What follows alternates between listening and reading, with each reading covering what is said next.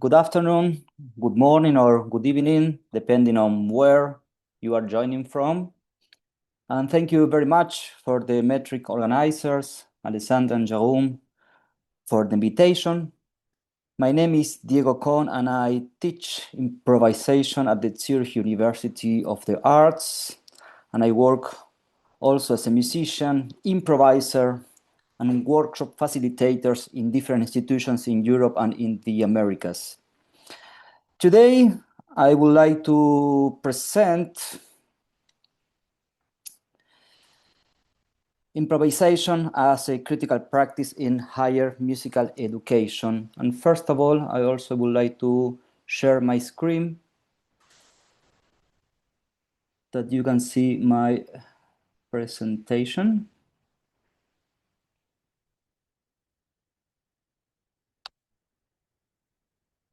So can you see that? Yes. So, as I mentioned, I would like to speak about improvisation as a critical practice in higher musical education. More specifically, I would like to focus on one central shift from music understood mainly as a work toward music understood as a relational event.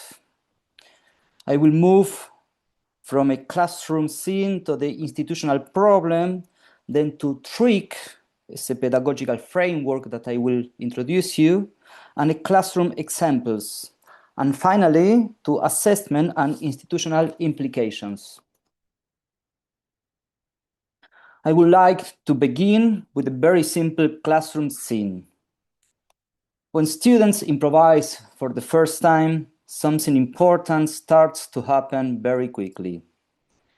The instruction can be minimal, play without a score, without a fixed form, just listening to the space, to the others, and to your own impulse.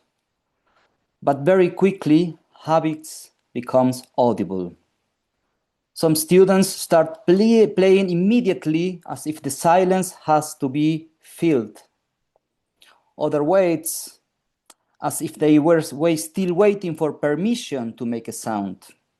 So the first improvisation does not only show if students can improvise, it reveals how training shapes listening and how silence becomes church and how error can become threatening and how agency can become uncertain. The deeper question is therefore not only can students improvise, the deeper question is under what conditions can improvisation become critical and inclusive?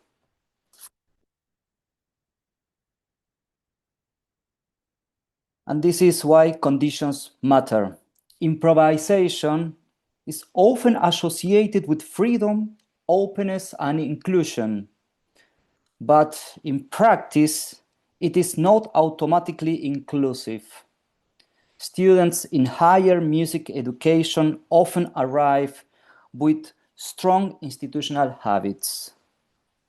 Correctness, control, predictability, stale frameworks, and exam logic. These habits are not simply negative, of course.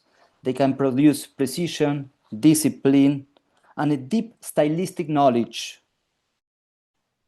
But they also shape how students relate to risk, to silence, to error, and to authority. So when students begin to improvise, risk can become a threat. Freedom can become asymmetrical, and hierarchy can reappear. Some students feel authorized to take space, others wait for permission. So the question becomes, how can we shape the conditions so that improvisation does not simply reproduce the very hierarchies it seeks to question? In much of higher music education, music is approached through a work-centered paradigm. There is a score, a style, a repertoire, or a model that precedes the musical situation. The pedagogical question becomes, how can this musical object be realized correctly? I do not want to dismiss this paradigm. Definitely, it has produced very deep forms of musical knowledge. But improvisation introduces a different situation. Here, music is not only the realization of pre-existent object. It becomes an emergent event. Form appears in real time. Criteria are not simply given in advance. They are negotiated in the process. So the question changes, not only how do we realize a musical work correctly, but also how do we take part in a shared sonic situation. At this point, I want to clarify what I mean by critical practice. I do not mean critical content added from outside. I mean a practice that can become critical through its own conditions. Improvisation can make the norm audible, redistribute agency, and shift criteria of quality. So the critical dimension does not depend only on what we say about improvisation, it also depends on what improvisation does in practice. To make this more concrete, I propose 3 observable indicators. First, norms becomes audible. In improvisation, students discover very quickly what they consider musical, what they consider valuable, what they consider too much, too little, too strange, or too risky. Rules are constantly negotiated, and hierarchy also becomes perceptible. Who leads? Who follows? Who takes space? Whose proposal is taken up? In this sense, improvisation does not eliminate norms, it makes the norms audible, visible. And once they become audible, they can also be questioned. Second, agency is redistributed. Students decide when to enter, when to withdraw, when to sustain, when to respond, when to support, and when to transform what is happening. But these decisions are not only individual. Every gesture changes the shared situation. If I play, I affect the group. If I remain silent, I also affect the group. So agency is not simply the freedom to do what I want, it's the capacity to listen, to decide, and to take responsibility with the shared process. In this sense, agency becomes a competence and not a privilege. And third, quality criteria shift. The question is not longer only, was it correct? It becomes, what is responsive to the situation? Did the student listen? Did the group create emergent coherence? Was there care for the shared space? Here, quality is not only a property of the result, it's also a quality of attention, a quality of relation, and a quality of responsibility. If we want this critical dimension to appear consistently, not only by chance, we need to design conditions. Improvisation does not become inclusive just because we say, now you are free. It becomes possible when the situation is carefully framed, when risk can be sustained, when listening has a structure, and when agency can be practiced. And when feedback does not immediately reinstall exam logic, in my teaching, these conditions take the form of a trick. trust, respect, independence, collaboration, and kindness. The acronym comes from the educator Esther Wojcicki, and I recontextualize it here for improvisation pedagogy. The important point is this: trick does not tell students what to play. It does not prescribe a musical style. It does not define an aesthetic language. It defines the conditions for participation. Trust means that risk can be sustained, but also it means trust in oneself, in others, and in the materials that appear. Respect means the listening becomes an ethical practice. It means giving space to another proposal, sometimes through sounds and sometimes through silence. Independence means that agency can be practiced within the collective. The ability to initiate, to sustain, and to take responsibility for one's own gesture. Collaboration means composing together, and that form is co-created in real time. And kindness means creates a feedback space that does not return immediately to exam logic. So for me, trick is a pedagogical infrastructure and not a musical style. So before moving to the classroom examples that I would like to share with you, I would like to situate who the students are and what kind of musical background they bring into the room. The examples come from first year bachelor students at the Zurich University of the Arts, mostly in classical music performance.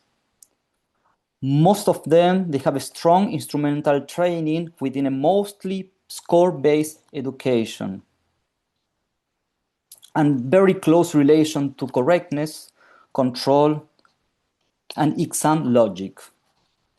They are usually very familiar with the 18th and 19th century repertoire and some degree with early 20th century traditions. But they often have very limited experience with recent composed music, with non-tonal musical practices and with improvisation without a score.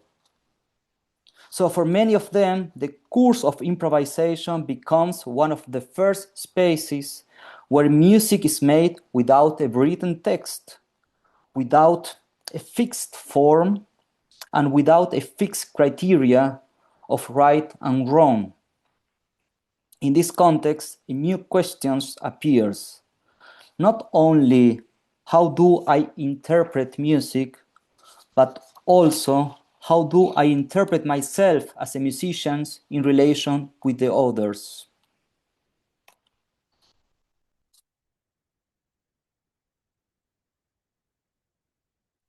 Before the classroom examples videos, I invite you to read these examples, not as a finished performances, but as a pedagogical situation.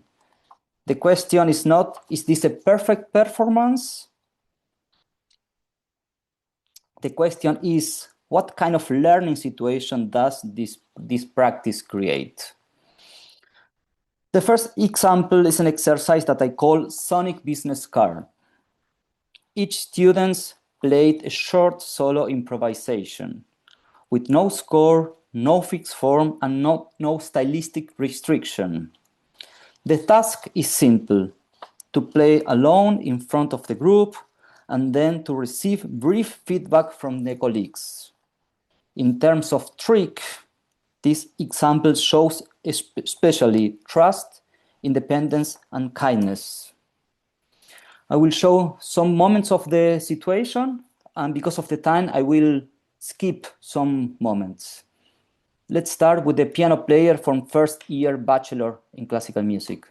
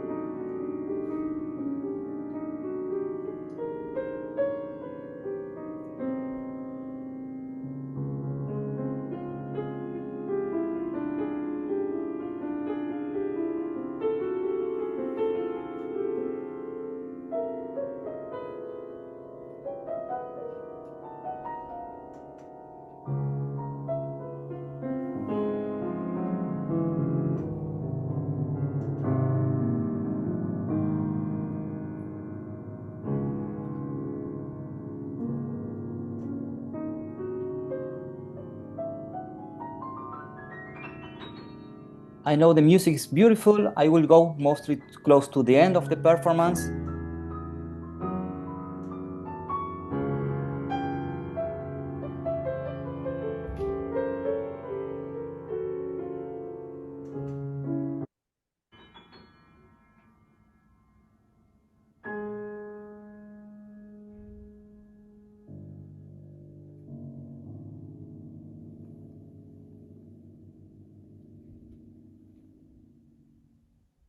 On the feedback round. I really liked it.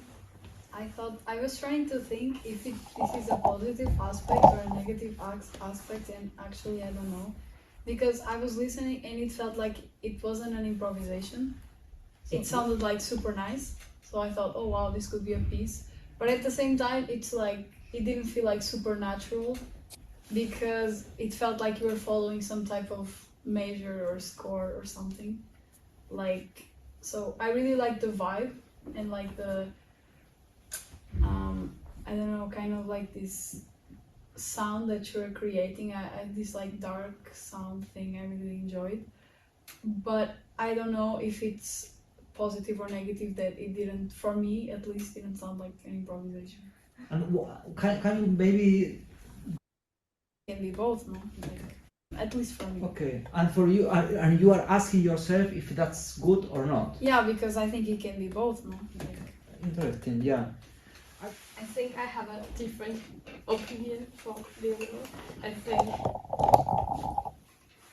I like this piece, like your piece, and I remember in the beginning you play some notes like in a slow tempo, and then you use like this note to play, like change to maybe the higher range of the key. So I also would like to show the end of this round when the performer also share how was it this run for her.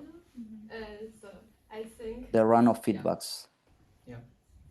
I would say that actually the one thing that surprised me the most was Leonor's perception that it felt like it was not improvisation. It can be also a compliment. Yes, but I also personally I felt the opposite, because most of the times I didn't know what's coming next, so I could not predict, and I just played how I felt. So that's it. Okay. And how do you feel listening what your colleagues listen from you? Well, I'm happy to hear all those comments. And how do you feel in terms of trust? Do you feel you have more trust in yourself than the beginning of the last semester, for example? When yes. you have to jump into the unknown. Yes, now I am more familiar with term improvisation, also playing solo and playing with others. So I jump to just other two examples very briefly that you have an idea how diverse can be the musical aesthetic in this kind of exercises.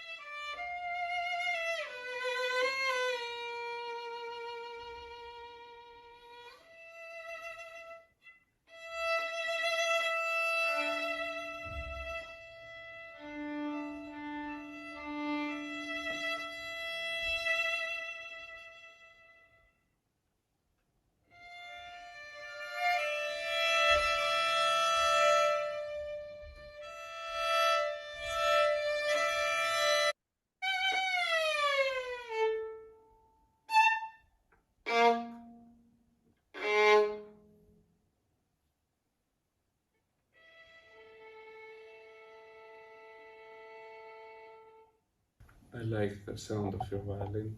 I mean, not your violin, your sound. And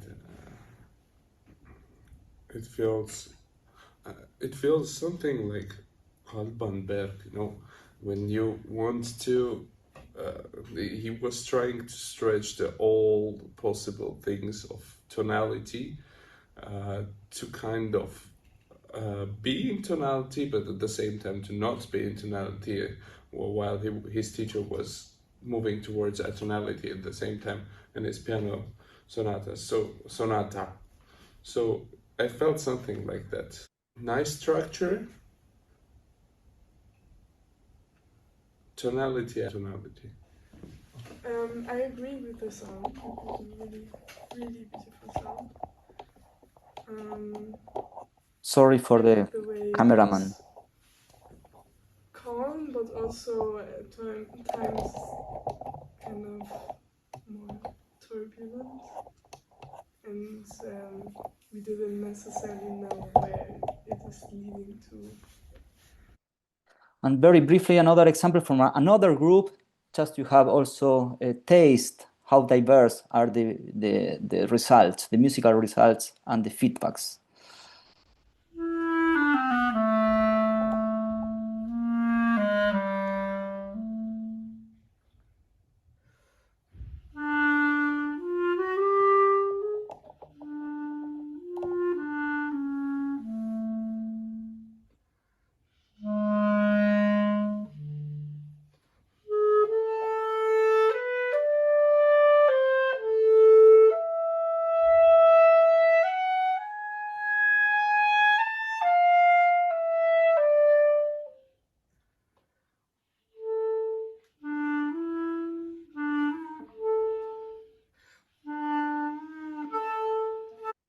I thought of the intermezzo from Bartok. Yeah. The clarinet player come from Hungary. That's why he's telling about her kind of musical identity. I think it's the Hungarian folklore. Yeah. It's very it's just so closely bound to you, to your identity, to this car that it's a Hungarian flag somewhere in the background, and then it's you on this card. I felt like there were two kind of parts, two ideas that kind of went together. One of them was more playful, more, how do I describe it? It had more movement, more unpredictable movement, kind of, maybe less consonant. And then one other part which was a bit more melodic. And so on and so forth. So what interests me here is the feedback also with the performance, because it does not function as an exam. Students begin to name what they perceive: form, pattern, tension, and unpredictability. From outside, listener may hear form or coherence, but from inside, the performer may experience risk, uncertainty, and decision-making in real time. And this is emergent form. Quality shifts from correctness toward listening, agency, and coherence. Let's go to the second example I call solos within the tutti. The second example here, the whole quartet improvise freely, and each player has to move once into the foreground, like a solo. But solo does not mean that the others stop playing. It means that one player takes a solo or a leading role while the others reconfigure it around it. They can support, comment, accompany, or simply stop playing for a moment. But not playing here does not mean leaving the music. It can become a form of active listening and a way of creating space. So while watching, I invite you to observe how agency circulates, how the group redistributes foreground and background, and how support, withdrawal, and not playing become part of the collective form.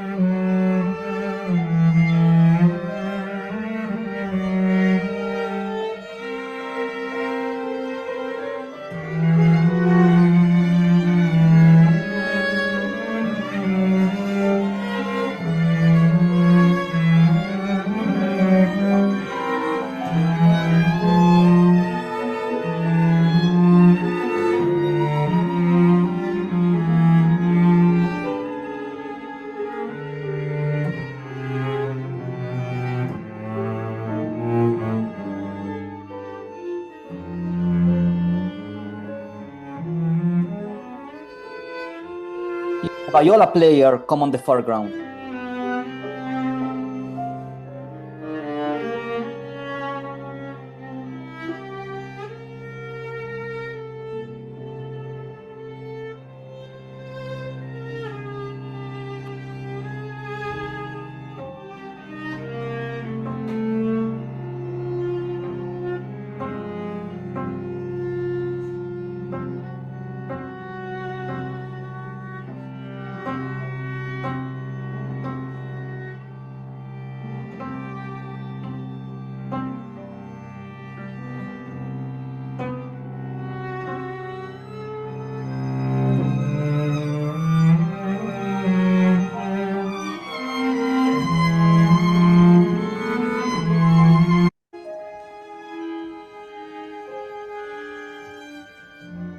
Moment for the piano.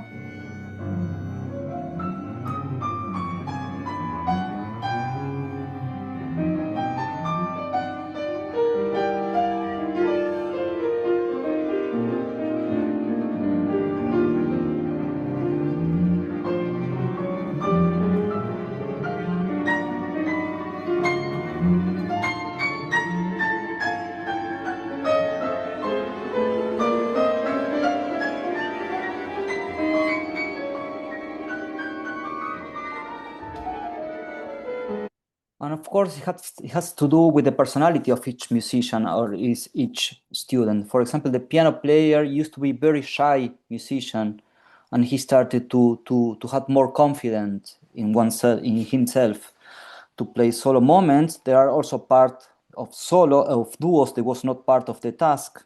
For example, this duo, piano and cello, violin and cello.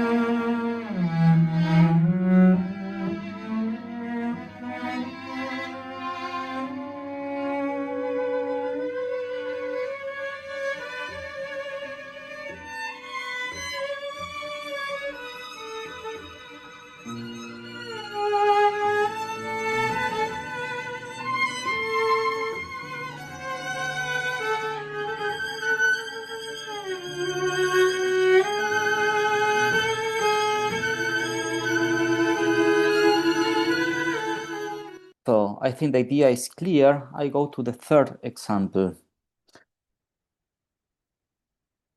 This third example is based on rotating duos or trio, depending on the size of the group. And in this case, within a quartet, 2 students improvise while the others listen carefully. Afterwards, the listeners give feedbacks and then the roles rotate. So in this exercise, performance and listening become equally active pedagogical position. In the first duo, you will listen piano and viola improvise with complete freedom. Again, no score, no fixed form, and no stylistic restriction. And yet, as you listen, you may hear a sonata-like form or sonatina formal logic emerging in the performance. We will listen kind of exposition with contrasting materials, a development, and something like a recapitulation with a coda at the end. What matters here is that this sonata form was not planned. It emerges spontaneously through the interaction and through the student's classical background.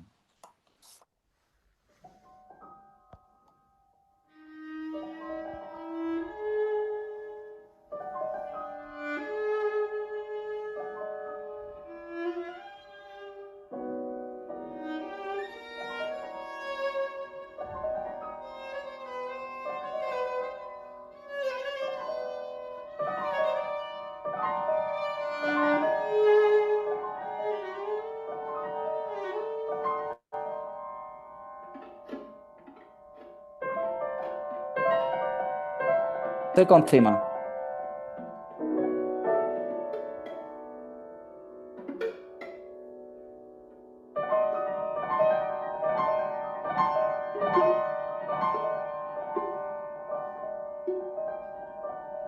I will go to the development of the sonatina.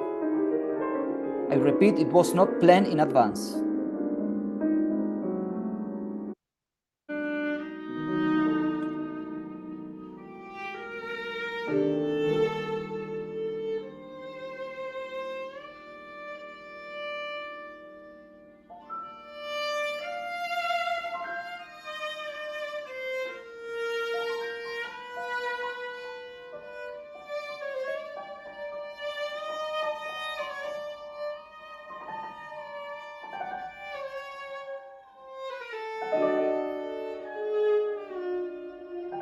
I go a bit forward just to show you how the develops goes on.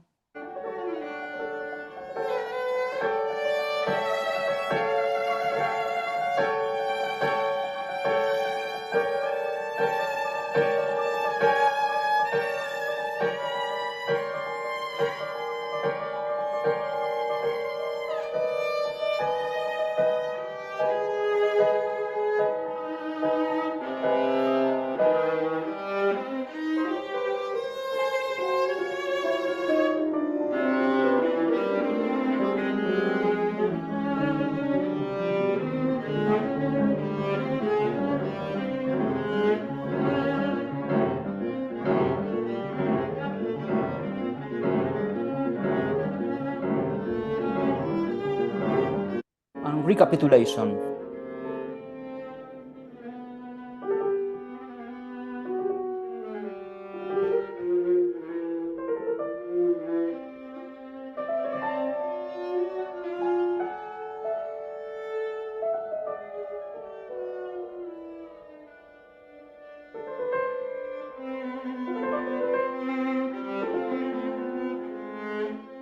Because of the time, I will go to the feedback section of the exercise.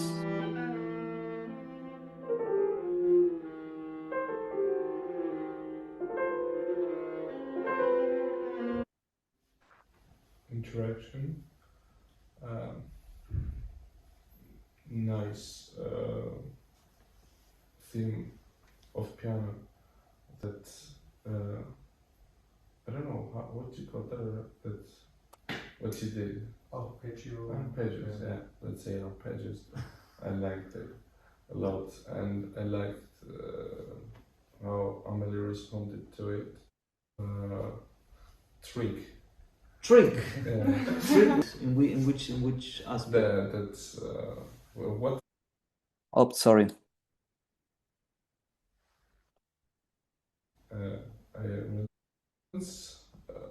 I would say that they were independent also from each other, and they were together to independent collaboration, and I say communication. I like that. Communication as inspiration. Is really working well, and as much we play and as much we have lessons, as much the communication part grows in this group. I think so. Yeah. And the kindness. Very well, especially when you had this those rising notes and you made a crescendo together. I really liked that part where you opened together and it came sort of to to the top point of the piece. Yes, and just the end of this exercise, also I think it's interesting to show how the performers can express after this round of feedbacks from the colleagues.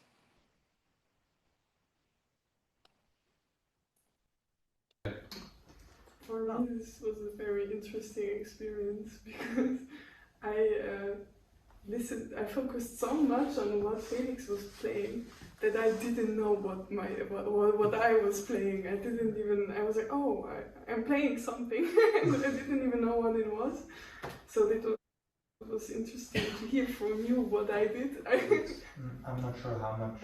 So sorry to cut it because I would like to continue, because what I found important in this example is that the form was not planned in advance. It emerges through interaction, through listening, through response, and through own students' musical background. The exercise makes several trig values visible. Trust, because the player follows the process without knowing where it will go. And because they trusted the musical material they presented and being at the beginning of the improvisation. And they sustained it without needing to change the material abruptly because lack of confidence. Respect, because they make room for each other. Collaboration, because the form is built together in real time. And kindness, because feedback is descriptive rather than punitive. So listening and peer feedback are not secondary here. They are part of the practice itself and part of the learning process.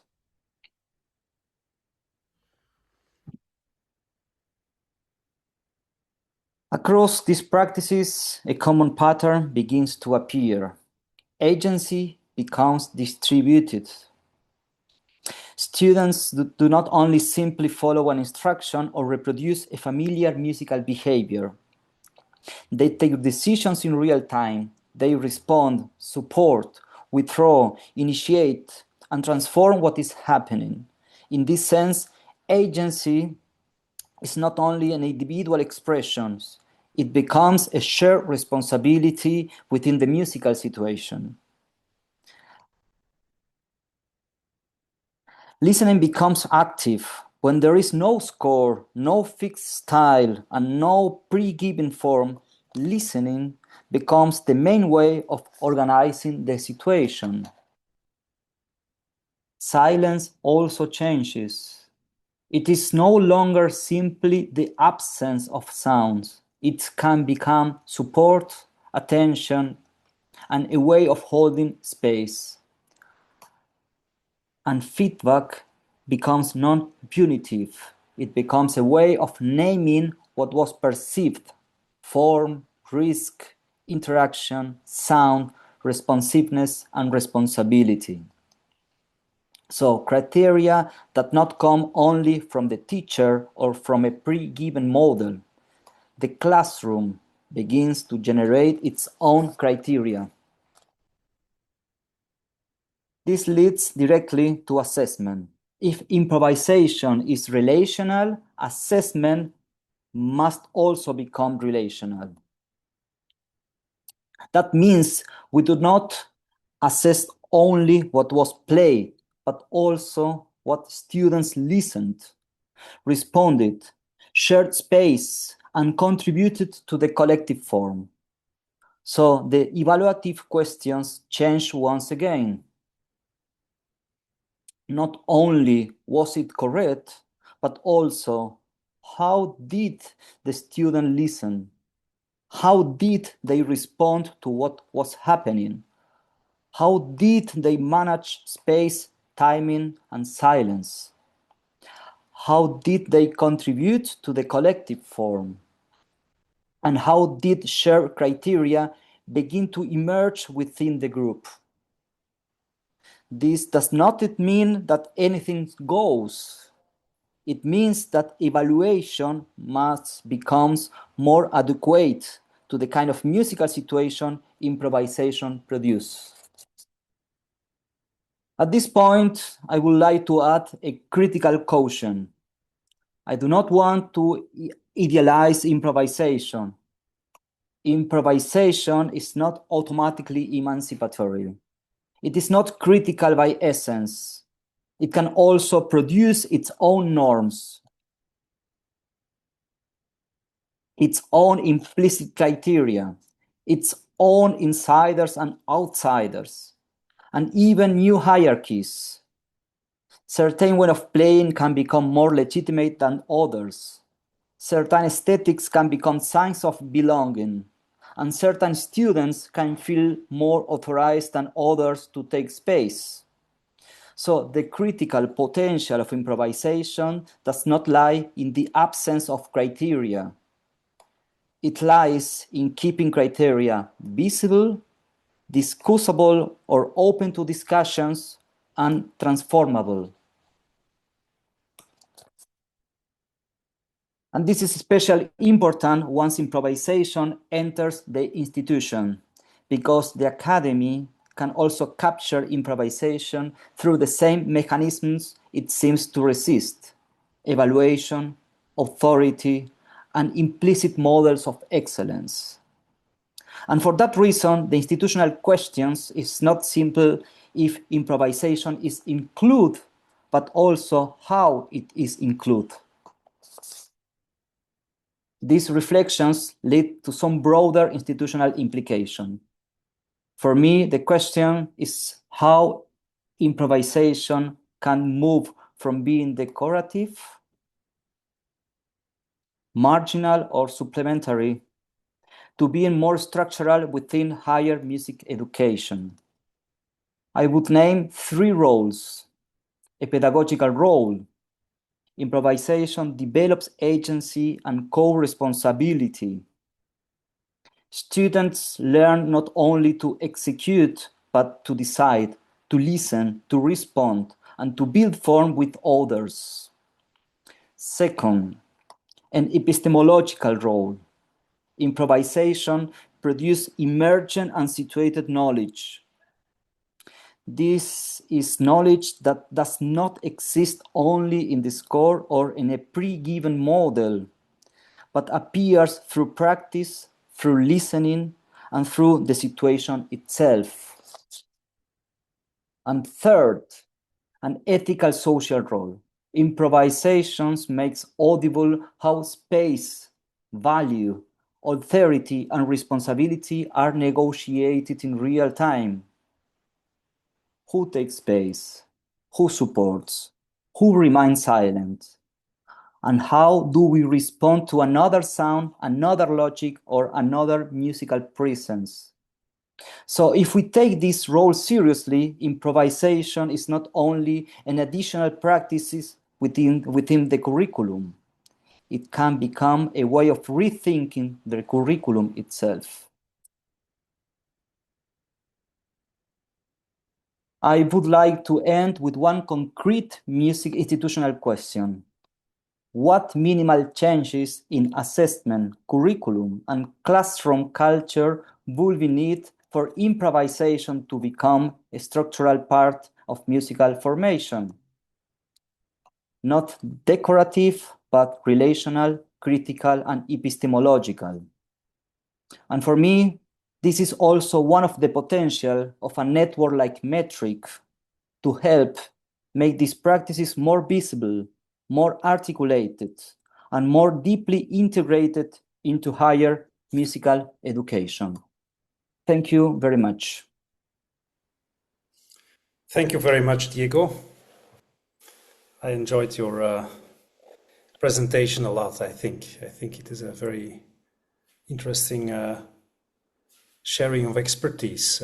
So thanks a lot. And I'm not sure if there's questions this moment. I think so. From no, I see clapping hands from Günther. I thought it was a raised hand. So anyway, I have some questions. I have some things to put on the table, but I'm not sure if there's some of you that have a question for now. Not yet. Let me start, and please feel free to ask your questions later. I think there's some 15 minutes left that we can discuss. Diego, I was just wondering, because I think those practices that you shared are very interesting, and on how to develop these improvisational skills in higher music education. And I was just I don't have really questions, but I was two things that I was thinking about during your presentation. First is what about a preschooling before the conservatoire? It's always the thing that comes to mind. How do we deal with that? And I just see that there's someone else. Okay, all right.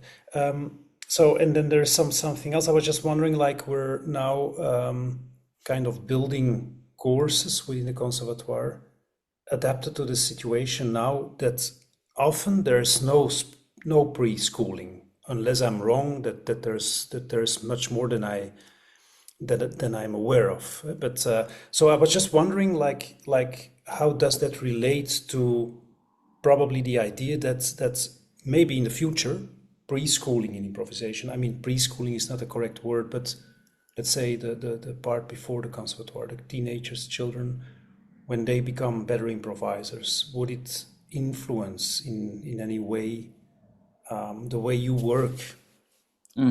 Well, basically, the method that I show is more oriented to higher musical education. So I assume they are students, they already have a musical background and musical training. But anyway, I think this pedagogical infrastructure that I try to present, they call it trick, it can be also adapted to many different situations. So at the Zurich University of the Arts, the Department of Music, there is a pre-college institution, but it's not for children. It's for, let's say, teenager. It's for preparation to start the higher musical education. And just formation, the examples that I show, they are first year bachelor, and the way how they are playing is also very related with their background. So at the beginning, so the examples are from the very beginning of the second semester. We have 2 mandatory semesters.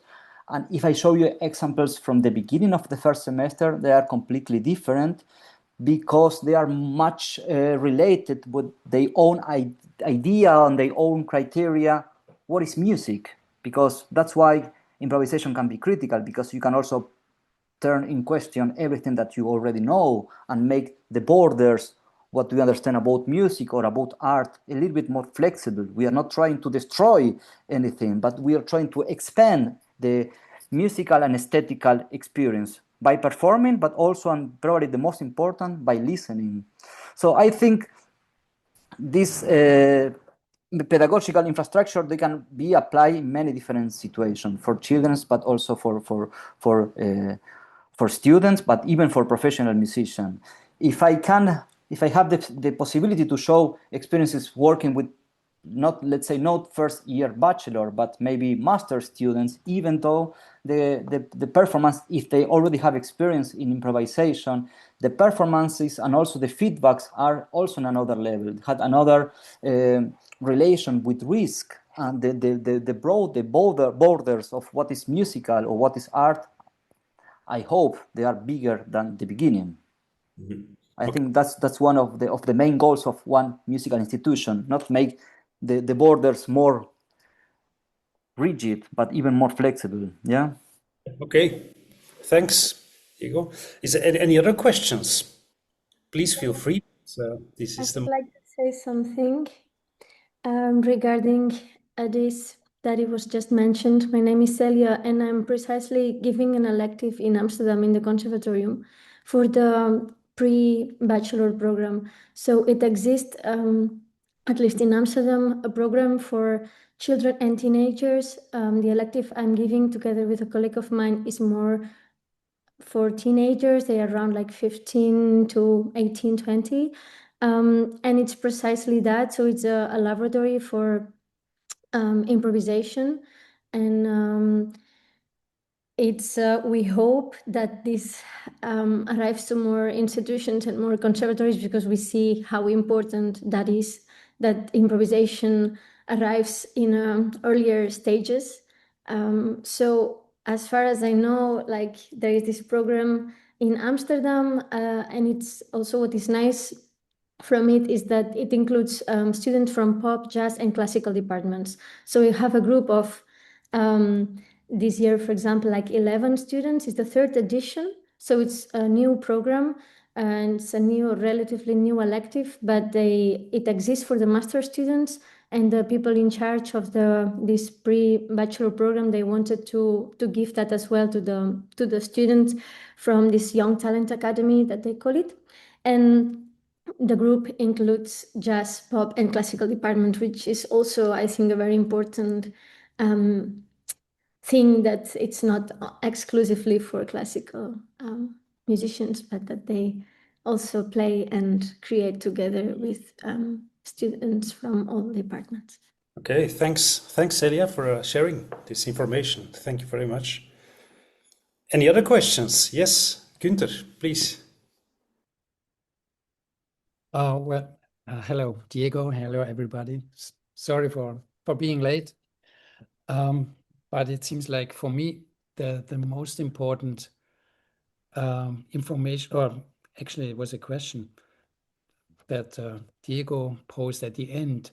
How can we integrate it into the higher education without being just decorative, being something additional? And I think that's what we're still at this moment, at this point, where free improvisation is like a special moment during the week. It's 2 hours or we have 75 minutes. I'm teaching at the Zurich ZHdK, same as Diego. But improvisation could be also seen as a general solution to making music, to solving problems in music, even while working on an interpretation, trying improvisational approaches. And I think that would be something for the future to implement in the curriculum, which is probably very difficult because our whole society is not based on improvisation, and improvisation is actually considered something pretty extreme. So as long as we have this separation, now is free improvised, and then the rest is not, then we're always like exotic musicians or exotic people. And if we could call our course purely improvised music, then it would mean that it's not only we improvise, that there's improvisation also in other courses. So that's just a suggestion. Do you mean, Günther, that maybe, let's say, in the main instrument courses, that improvisation might play a certain role in? Yeah, absolutely. I mean, starting from technical things, if we're talking about sound, and instead of doing some strict exercise like etudes and scales, arpeggio, improvise with that. How can you, especially with sound, when it comes to sound, sound is something so personal.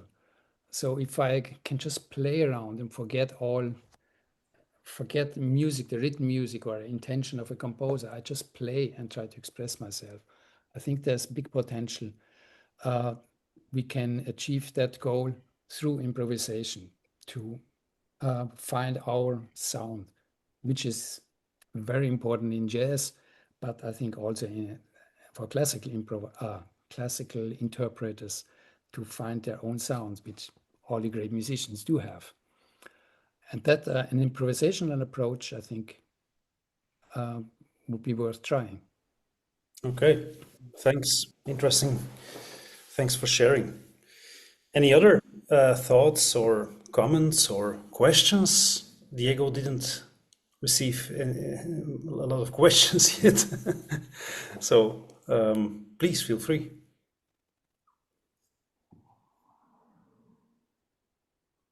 Well, anyway, Diego, later, like when we meet again, etc., I will have a lot of questions. Probably I will not ask them all in this session, but for you it might be the moment.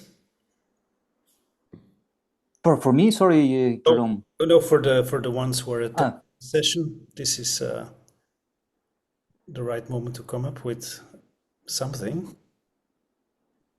I just wanted to say that I appreciate very much, Diego, how you were able to put words into what you are doing, because I think sometimes when we talk about improvisation and the tasks and exercises that we do in the room with the students, it's difficult to explain, to sometimes like just find the words for the others to understand what we are doing. And the fact that it's difficult doesn't mean that we don't have to try. And people have to understand also, like other colleagues, other people from music field, from other fields. So I really appreciate the amount of vocabulary that you gave in your talk. So I just wanted to thank you for that. Yeah, thank you very much. Thank you, Vel. Actually, I try to focus as much as I can my presentation on the possible roles that improvisation can have as like a critical activity, also, of course, based on critical theories that I didn't mention, but also improvisation can be also a very interesting key or bridge to make connection also with another disciplines. With actually here we are mostly focused on music or sound, because at least after my experience, the students, what they take home most deeply is the way how they start to listen differently. And listen is something that you can develop the whole life as a musician, as an actress, as a painter, and as a human being. Yeah? How you can be open to this unpredictability dimension, unpredictable dimension, and start to have like also an aesthetic joy just by listening. Yeah, that's really nice. And I want to add to it that I think you are providing a very interesting framework, actually, with a lot of elements that can be used very well in the classroom. Yeah. I am very open to continue the discussion. So I try to show my email. But yeah, so if any of you have any thoughts or would you like to have some collaboration, I am completely open. I think that's why we are here, and I think that's an institution they can offer us to build connections. Yeah. Ralph, I think Ralph want to say something. Sorry, I just want to apologize for being late. I couldn't make it in time, and I just wanted to ask if I'm right, the session was recorded. Is that right? And would it be possible to get the recording afterwards?